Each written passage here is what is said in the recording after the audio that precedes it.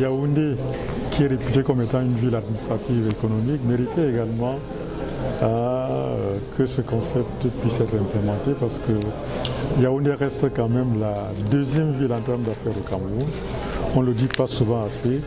Il y a à peu près 30% des entreprises qui sont dans cette région. Donc il nous a semblé qu'il fallait également venir à la rencontre des opérateurs économiques de la place de Yaoundé.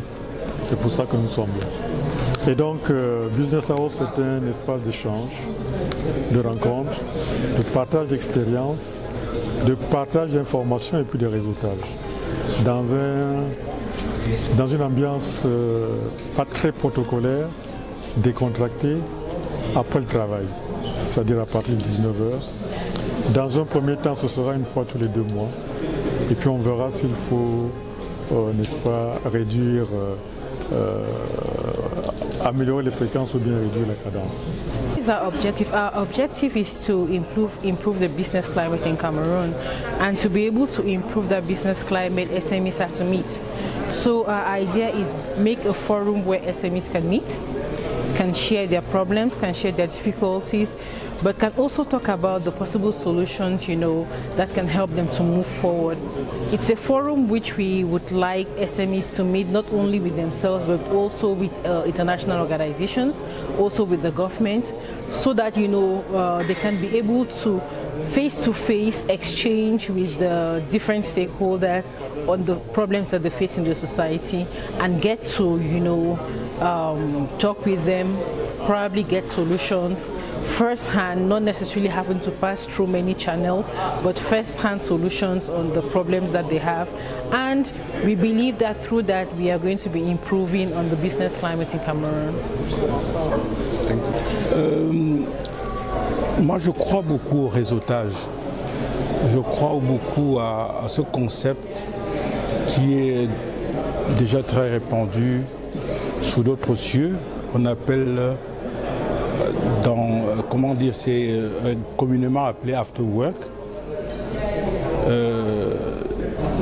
Des gens se réunissent, des professionnels de tous les secteurs se réunissent, comme c'est le cas aujourd'hui, pour échanger sur leurs problèmes, sur la possibilité pour eux de créer des opportunités pour développer leurs affaires.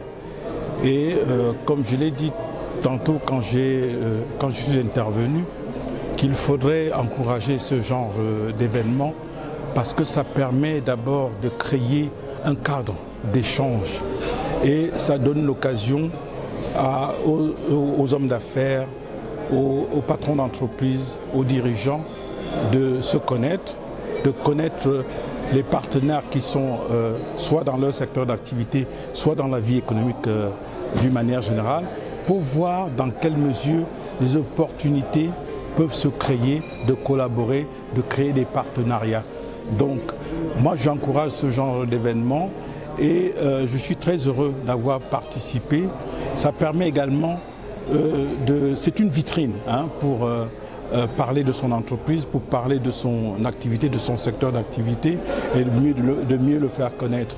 Et ça peut être aussi un vecteur de croissance. En fait, déjà de par ma profession, je suis accompagnatrice d'entreprise et le fait que nous partageons cette vision avec ECAM nous permet de mettre en place ce format un peu moins structuré, un peu plus convivial, pour accompagner les entreprises au développement. La stratégie que nous adoptons, c'est justement cet échange, cet écosystème que nous créons, cette émulation, parce que l'information, c'est le pouvoir. Je crois que c'est un secret de Polichinelle. Une entreprise, une PME qui veut se développer et qui a l'information qu'il lui faut pour ça, pourra facilement le faire par rapport à une autre qui ne l'a pas. Donc le but, c'est justement de faire sortir ces informations que nous n'avons pas toujours, mais qui sont à la disposition des PME et faire en sorte qu'elles puissent circuler dans cet écosystème-là que nous créons pour que ces entreprises-là puissent se développer.